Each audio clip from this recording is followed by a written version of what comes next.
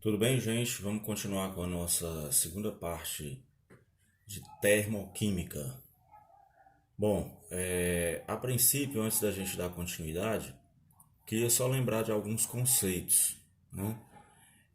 Na termoquímica, a gente fala muito em reações endotérmicas, reações exotérmicas.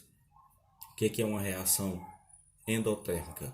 É aquela que, durante seu processo, sua realização, ela absorve energia, calor em forma de energia. O que é uma reação exotérmica? É aquela que durante o processo, durante a reação, ou para a reação ocorrer, ela perde calor, ela libera energia, ela libera calor em forma de energia. Bom, e aí na aula anterior a gente estava comentando muito sobre isso aí e iniciamos a resolução de algumas questões, né? Coisa que a gente vai fazer nessa aula e finalizar a parte de termoquímica. Então, nessa questão aí, ele relata: reação exotérmica é aquela na qual há liberação de calor, há diminuição de energia, a entalpia dos reagentes é maior que a dos produtos, a variação de entalpia é negativa. Então, o que pode ser verdadeiro aí ou falso? Primeira coisa, a gente precisa lembrar o que é entalpia. Entalpia é uma energia que está relacionado a cada uma das substâncias presentes, por exemplo, numa reação química. Entalpia é a reação, entalpia é a energia inicial, é a energia que determinada substância tem. Então ele pergunta se numa reação exotérmica há liberação de calor. O que vocês acham? É verdadeiro ou falso? Há diminuição de energia. A entalpia dos reagentes é maior do que a dos produtos. A variação de entalpia é negativa. Bom, então tudo isso aí, na aula anterior eu comentei com vocês, tudo isso ocorre. Por quê? Porque a reação é exotérmica. Se ela é exotérmica, há perda de energia, há liberação de calor. Se ela é exotérmica, há diminuição de energia em forma de calor. A entalpia dos reagentes é maior que a dos produtos. O que isso significa? Que a energia das substâncias lá nos reagentes, ela vai ser maior do que a dos produtos. Por quê? Porque no final a reação está perdendo energia. A variação de entalpia é negativa. Sim, porque se a reação é exotérmica, o ΔH significa variação de entalpia. Entalpia somente é representado por H, ok? Então, nesse caso, a resposta correta seria o item E. Todos os itens são verdadeiros.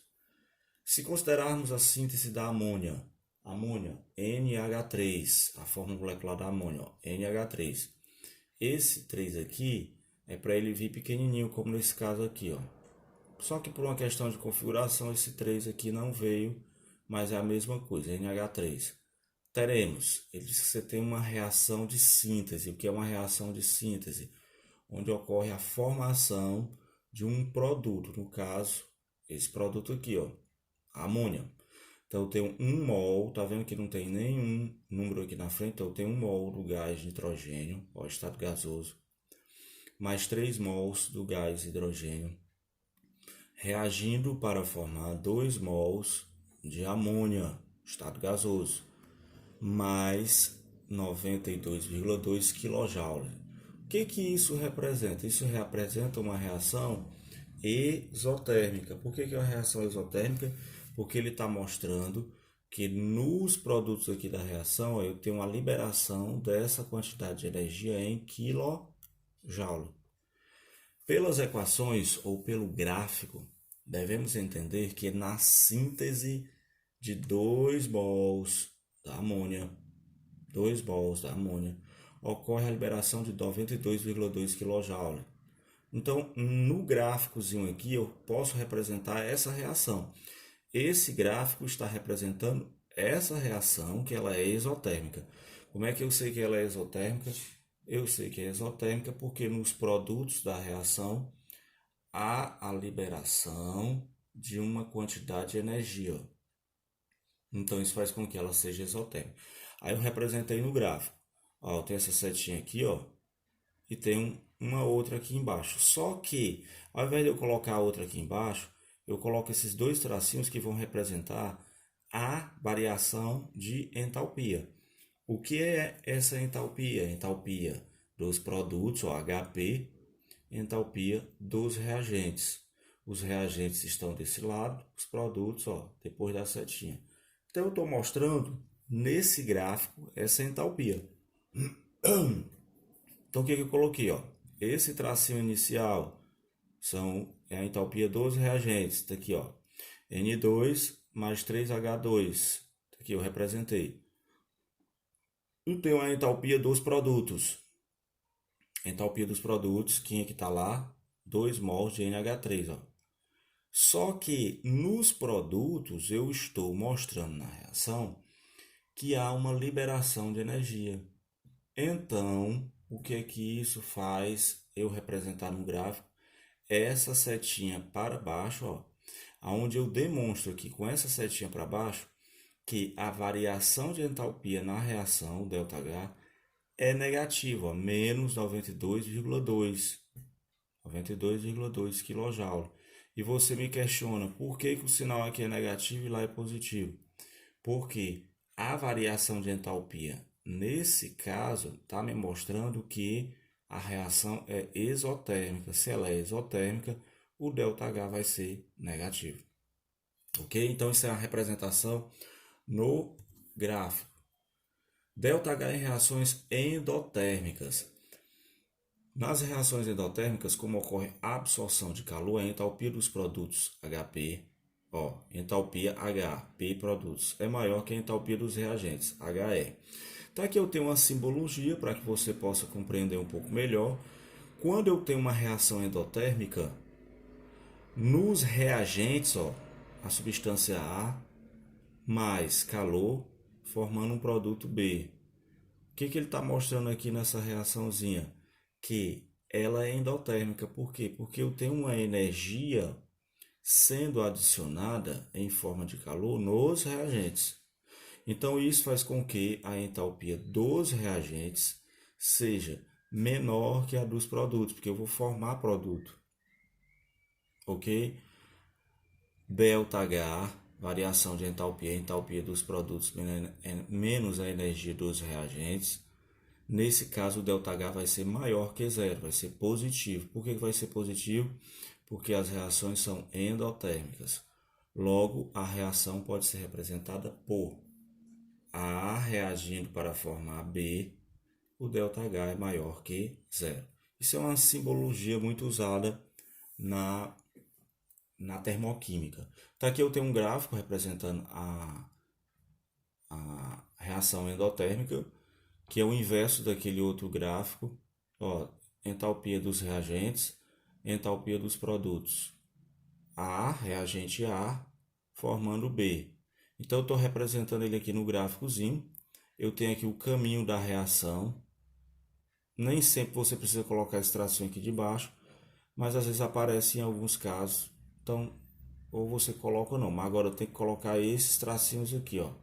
Entalpia dos produtos, entalpia dos reagentes. Então, o que eu estou mostrando nesse gráfico aqui, ó? Essa setinha para cima mostra que a reação é o que? Endotérmica. E o ΔH vai ser maior do que zero. Ok? Quando a reação for exotérmica, essa setinha no gráfico vem para baixo e o ΔH é menor que zero. Aqui ela é o que? Endotérmica, então é maior que zero. E aí ele diz, um exemplo, né? Bolsa de gelo instantâneo. A reação entre os seus componentes produz uma sensação de frio. Isto é, o sistema absorve calor. Assim, a entalpia final do sistema é maior do que a entalpia inicial.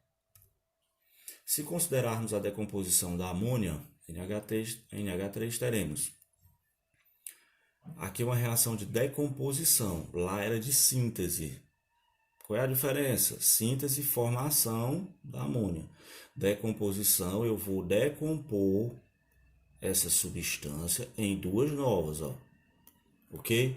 Então ele está me mostrando uma reação de decomposição da amônia, onde eu tenho 2 mols da amônia no estado gasoso, e que para que ocorra essa decomposição, eu vou precisar absorver energia. Tá vendo que tem uma energia em quilojoules aqui nos reagentes? Essa energia em quilojoules aqui nos reagentes, ela está sendo absorvida. Então a reação é endotérmica. Com a absorção dessa energia, eu vou decompor a amônia em 2 novas substâncias. Para que isso aconteça, a reação precisa o quê? Ganhar energia. Aí aqui embaixo eu estou representando num gráfico. Pelas equações ou pelo gráfico, devemos entender que a decomposição de 2 mols de amônia, ocorre a absorção de 92,2 kJ, do jeito que eu falei. Então, venho aqui no gráfico e represento. Ó. Eu tenho aqui a entalpia dos reagentes, entalpia dos produtos. Você já sabe que se ela é uma reação endotérmica, essa setinha vai para cima. E o ΔH vai ser positivo. Está aqui o valor do ΔH, 92,2 kJ. Então, eu só faço representar o restante que está lá na reação. A entalpia dos reagentes. O que eu vou colocar aqui? Quem são os reagentes? 2 mols de amônia, está sendo decomposta. Isso aqui é energia.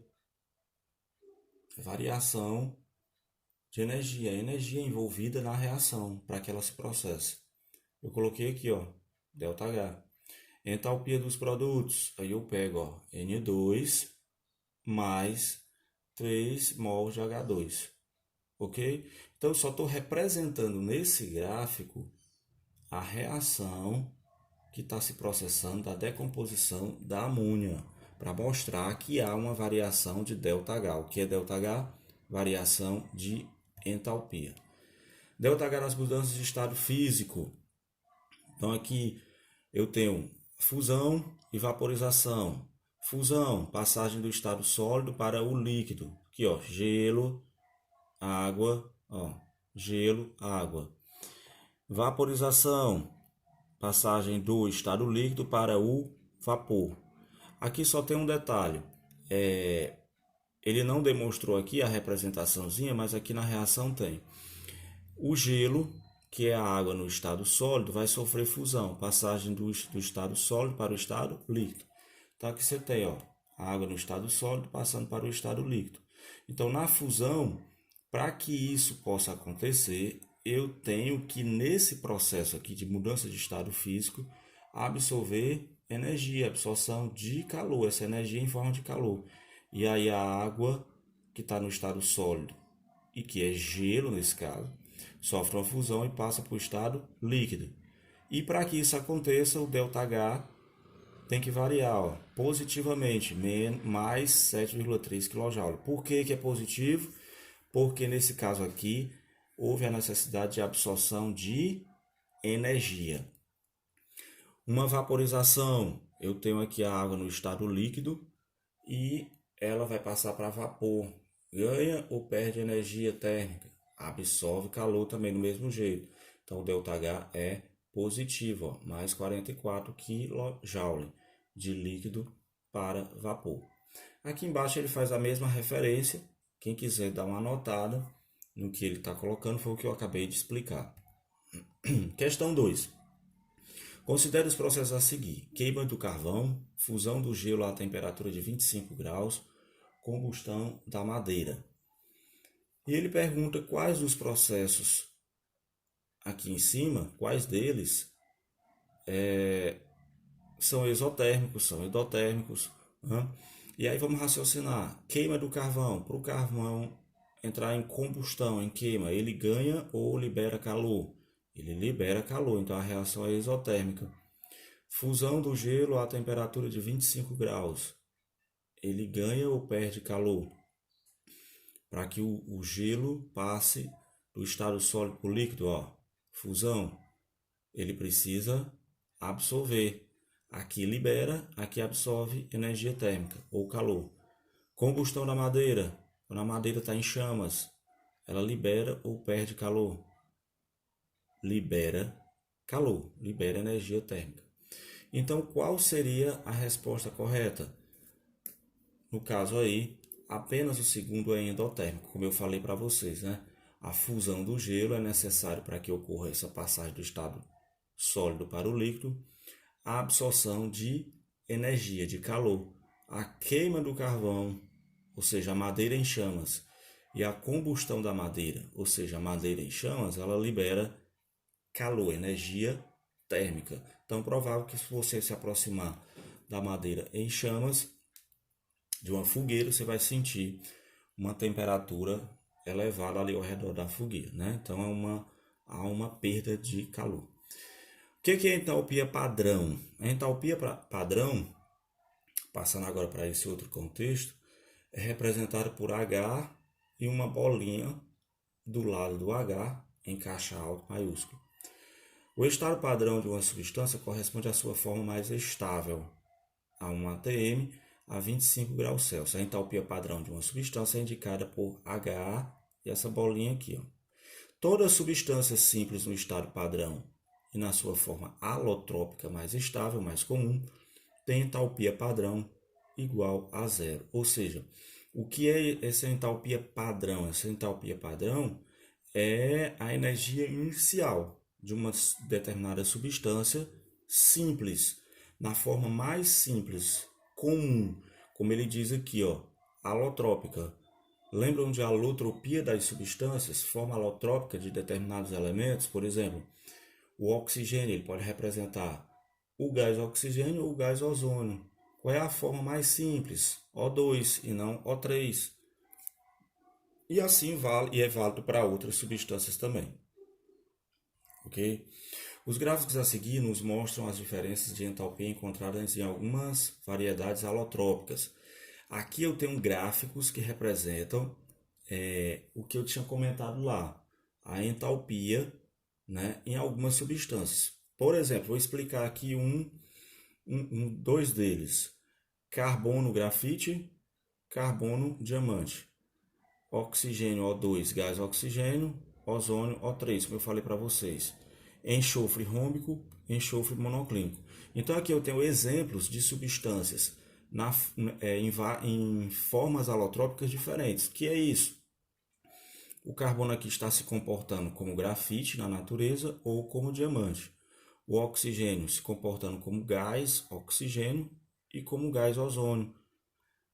O enxofre aqui se comportando como rômbico ou monoclínico. São formas ou variedades alotrópicas. Eles se combinam na natureza e formam substâncias diferentes. E esses gráficos estão demonstrando essa variação de entalpia padrão, certo? Aqui, ó, na forma mais simples, o H é zero.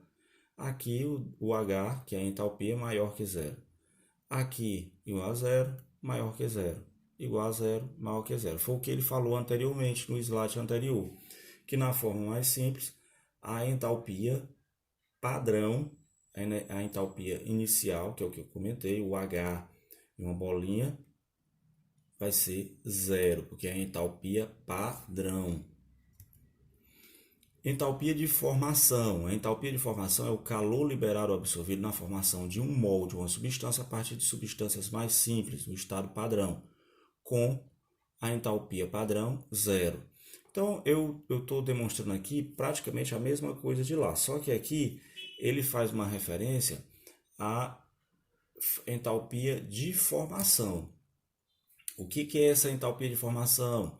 É o calor liberado ou absorvido na formação de um mol. Aqui um exemplo, ó.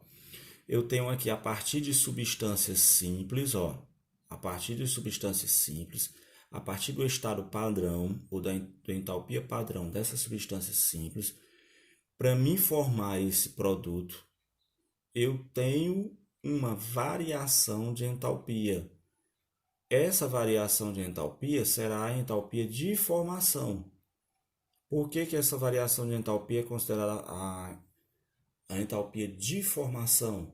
Porque para que essa reação se processe, foi necessário que ocorresse nos reagentes a interação entre essas duas substâncias, na qual elas estão no estado padrão, elas têm uma entalpia inicial zero. Aqui eu tenho um outro exemplo também igual ao anterior. Questão 3. Sejam dadas as seguintes equações termoquímicas. Né? Eu tenho aqui várias reaçõezinhas, ok? Aonde ele diz que todas elas, o ΔH, esses ΔHs aqui, ó, estão em quilocaloria por mol, a uma temperatura de 25 graus e uma pressão de 1 atmosfera, 1 atm. Então, elas estão se processando a essa temperatura e essa pressão. Então, está aqui as variações de entalpia. Menos 37,6, menos 26, menos 400, mais 20, mais 5. Nas condições citadas, a equação que representa a reação mais exotérmica será qual? Bom, para ser exotérmica, o ΔH tem que ser o quê? Negativo. Então, nesse caso, essas duas não vão ser exotérmicas, vão ser o quê? Endotérmicas. Então, aqui é mais exotérmica e aqui tem esse valor aqui menor, menos 400, ok?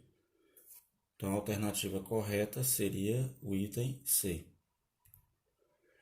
Entalpia de combustão, ΔH, essa bolinha, C. Entalpia de combustão é a energia liberada na combustão, ou seja, na queima, na produção de CO2 completa de 1 mol de uma substância no estado padrão. Então, rapidamente, eu tenho aqui o álcool etílico, C2H6O, está aqui a substância no estado líquido, nessa reaçãozinha. Esse lado é o lado dos reagentes.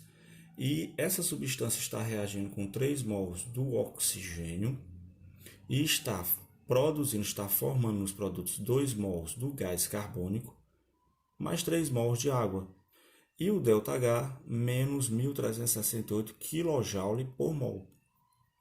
Então, por que isso aqui representa o ΔH de combustão? Representa o ΔH de combustão porque nessa reação, o álcool etílico tem a participação de gás oxigênio nos reagentes e forma nos produtos água na presença de CO2, ou seja, liberando gás carbônico. É por isso que esse ΔH ele representa uma entalpia de combustão, quando há a queima desse material aqui. Entalpia de neutralização é o calor liberado na formação de 1 mol de água a partir da reação entre 1 mol de H+ em meio aquoso e 1 mol de OH- em meio aquoso nas condições padrão. Então aqui eu tenho um exemplo para representar a entalpia de neutralização. Por que que a gente diz que nesse exemplo aqui, quando eu tenho HCl, que é o ácido clorídrico, reagindo com o hidróxido de sódio, NaOH, que eu representei nessa equação toda, só está desmembrada. Vou mostrar. Por que que a gente diz que aqui eu tenho uma entalpia de neutralização? Porque eu tenho um ácido que está reagindo com uma base. Então, esse ácido vai ser neutralizado por essa base. E nessa reação que ocorre essa neutralização, vai existir uma variação de entalpia. E essa variação de entalpia que ocorre aqui, ela proporciona a neutralização do ácido pela base. Então, o que foi feito aqui? Apenas um desmembramento. H, o hidrogênio que está aqui nessa moléculazinha, é H+, o íon H+, consequentemente Cl-, porque eu só tenho 2 átomos, mais Na+, o íon Na+, do hidróxido de sódio, e o íon OH- do hidróxido de sódio. Então, o que ocorreu? Ocorreu que o íon H+, ele se combina com o H- formando água. E na reaçãozinha eu ainda tenho esses 2 íons liberados, ó, Na mais e Cl-, que podem até formar um sal mais tarde. Na e Cl, ó, cargazinha positiva e carga negativa, eu vou formar um sal, NaCl, cloreto de sódio mais água. Porém, o nosso objetivo agora não é nem ver isso, é ver que na reação que se processou, houve uma variação de ΔH. E essa variação de ΔH é negativo, aonde essa variação de ΔH representa uma variação de entalpia que a gente chama de neutralização. Por quê? Porque houve uma neutralização de um ácido por uma base. Energia de ligação. O que é energia de ligação? É energia absorvida na quebra de 1 mol de ligações no estado gasoso a 25 graus e 1 atm. Não sei se vocês conseguem observar que eu tenho um 1 aqui na lateral e um 1 aqui na lateral. Desconsidere esse 1 porque aqui eu só tenho 1 mol. Então, toda vez que eu só tiver 1 mol de uma determinada substância, esse 1 não é necessário, é excesso de informação. Se tiver, não está errado, mas é um excesso de informação. Então, aqui eu tenho um hidrogênio ligado covalentemente, ó, isso aqui é uma ligação covalente com esse átomo de hidrogênio. Então, ocorreu uma quebra dessa ligação covalente e eu formei, ó, agora eu liberei, ó, 2 hidrogênios. Para que ocorresse essa quebra dessa ligação aqui, ocorreu a presença de energia para que isso aqui fosse quebrado, essa ligação fosse quebrada. Então, ocorreu a variação de energia, ΔH mais 436 kJ. Cloro, gás cloro. Eu tenho 2 átomos de cloro ligados covalentemente. Seria a mesma coisa que Cl2, só que a ligação foi quebrada e eu liberei 2 cloros aqui, ó, Cl mais Cl. A energia absorvida foi 242,6 kJ. Então, a energia de ligação é exatamente uma energia necessária para que ocorra essa quebra da ligação aqui, ó. E essa quebra da ligação precisa de uma energia. Então, ela vai precisar ganhar energia para que ocorra essa quebra. Por isso que o ΔH é positivo, porque há necessidade de uma absorção de energia, de entalpia. Quarta questão. Considere o seguinte gráfico de acordo com o gráfico abaixo. Aqui eu coloquei, está ao lado, mas é para ser abaixo nesse caso. Indique a opção que completa, respectivamente, as lacunas da frase a seguir. Então, você observa o seguinte, se eu tenho um gráficozinho que representa a variação de entalpia, está aqui, ΔH. Você já está vendo que essa setinha está vindo, ó, dos reagentes para os produtos. Né? Dos reagentes para os produtos. E você tem ela para baixo, setinha com a variação de entalpia, então isso quer dizer que a reação é o quê? Exotérmica. O ΔH vai ser o quê? Negativo. Se ela é exotérmica, está sendo absorvida ou perdida energia térmica? Está sendo liberado, perdida energia térmica. Consequentemente, a alternativa seria a D. Como eu falei, ó, setinha para baixo, ΔH negativo, reação exotérmica e está liberando energia térmica. Então é só uma questão de interpretação. Combustão completa do álcool comum. Etanol, álcool comum. Essa questãozinha, assim como outras agora, eu não vou responder com vocês, vou deixar para um outro momento e nós vamos passar para a lei de Hess para a gente finalizar essa parte inicial e concluir aqui em lei de Hess, ok? Essas outras questões que eu me referi agora são questões que estão inclusive no livro que eu comentei com vocês, até já passei. Vamos lá, o que seria a lei de Hess? Bom, aqui nós temos uma analogia para a lei de Hess, onde você tem aqui um indivíduo que precisa chegar do acampamento A ao acampamento B. Então, a altitude aqui é 500 metros, lá no B, 2.500 metros. Então, aqui fazendo só uma analogia, para a gente compreender um pouquinho o que seria a lei de Hess, eu preciso, a partir de A chegar em B, de uma forma mais eficiente, de uma forma mais rápida, e eu tenho vários caminhos para chegar lá.